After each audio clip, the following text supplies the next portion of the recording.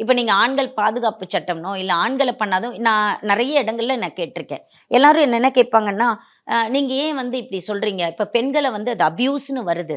நீங்க வந்து என்ன அபியூஸ் பண்ணியிருக்காரு அவரு. என்ன வார்த்தையால அவரு சொன்னா கூட அது அபியூஸ் தான்.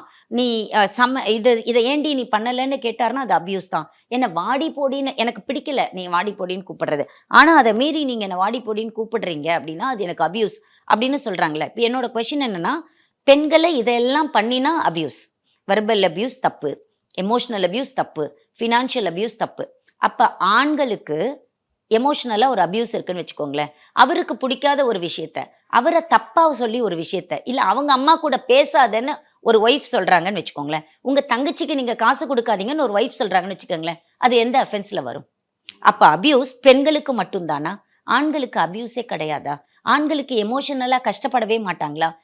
இங்க இங்க பாகுபாடுங்கிறத நான் எங்க பார்க்கிறேன்? ஏன் அத கேட்கிறேன் அப்டின்னா, இவங்களுக்கு நடந்தா அது அபியூஸ் அப்டின்னா, இவங்களுக்கு நடந்தா அது எமோஷனலா பாதிப்பு அப்டின்னா, அது ஆணுக்கு நடந்தாலும் அது பாதிப்பு தான்னு நான் சொல்ல வரேன்.